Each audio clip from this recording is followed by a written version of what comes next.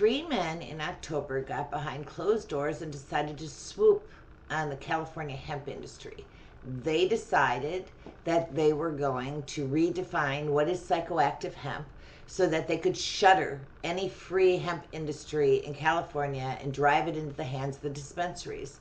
They've decided to reclassify non-psychoactive hemp as psychoactive hemp. So I'm here today to ask you to help us fight this corruption.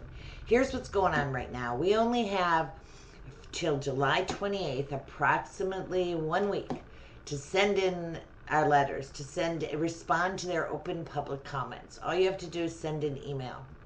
We have 1 week to do that. And then on July 28th, we have an opportunity, all of us, you and me and everyone, to go on to a virtual public hearing and listen to what they have to say about this corrupt rule.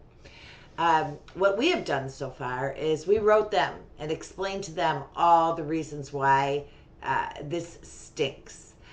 First, they shouldn't know better than the UN and science to reclassify non-psychoactive hemp as if it's psychoactive. The dispensaries do not care about CBD. We've been trying for 10 years to get our products into dispensaries, and for 10 years they told us they don't care about CBD. No one cares about CBD. All of a sudden, they care about CBD. They're hurting because their prices drop because people grow their own. And because of that, they looked around and said, what can we take? What can we take? This has made an existential crisis for the sisters. Like right now, this has been going on. It started in October. We've been fighting it quietly. What we consider to be gentlemanly, reaching out through our lawmakers and trying to reach the public health department and trying to reach the people who created this corrupt bill. And all of those efforts failed. All of those efforts were met with contempt. Eventually, we just had to go to the public and say, hey, help us. And we know that we've had this campaign going for a week. We've had over 100 emails and letters sent in, but we want more than that. We need more than that. We're announcing that we're cutting out a bunch of our products that we have been offering for 10 years, which breaks our heart. We studied, worked with a lab, developed CBD plus gel caps. We studied, worked with a lab, developed CBN gel caps. We developed products and spent a lot of time that we are stopping because the damages to us from what they've already done are humongous. So here's the point. Whether we survive the storm or not is irrelevant. The reason small farms are going extinct in America and the reason no one can make any money off of a small farm at all anymore is because of the regulations. Just ask your ChatGPT. Just do a preliminary bit of research and you will see the reason. Ask, what's the reason small farms are going out of extinct in America, in North America, in the U.S. specifically? And the answer is the laws favor the large operators. And that is the battle we have had from the beginning. We are not making one product. If we were, we'd pay 10% the license fees. We are, if you grow one thing, that's called mono farming, and it's really bad for the environment. Look that up. It's bad for the environment. It's bad for the community. So they're favoring the bad guys. In every scenario, they're favoring the bad guys.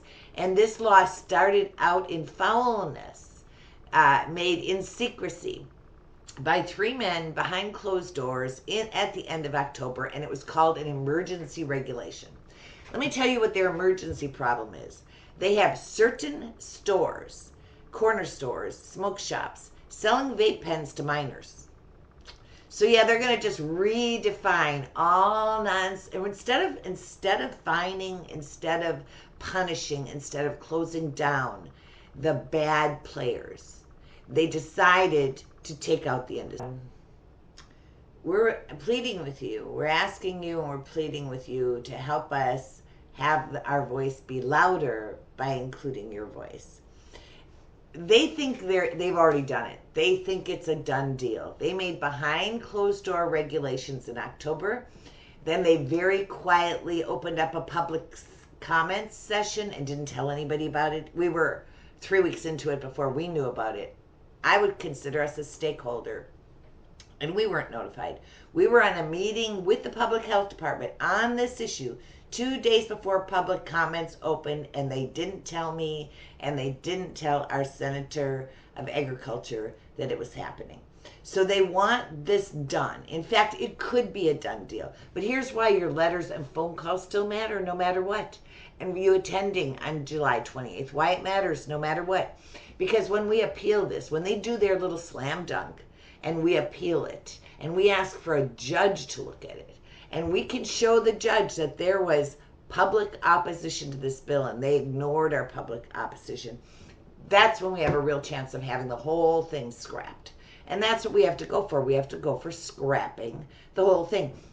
The system wasn't broke. The system was not broke. But from Newsom, Bill Jones, and this Thomas Aragon, who just retired from the public health department, and whoever's head of metric track and trace, to them, the solution made no money for them personally unless they did something drastic.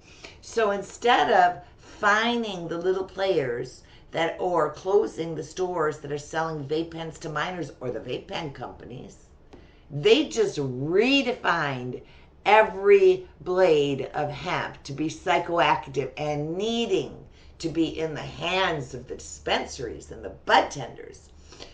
We set out over 10 years ago to create an order of healing women that were specialists in non-psychoactive medicine, and they decided we can't exist. They decided we cannot support ourselves on anything other than charity. Does that sound familiar? Let me tell you how this sounds familiar. If you know anything about our history, women were the brewers in the Middle Ages in Europe. Women wore tall pointed hats so people could recognize them in the crowds.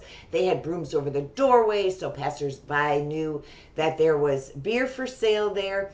And a little propaganda campaign accusing them of being witches allowed all the men to take that industry away from the women, and the women have to go beg.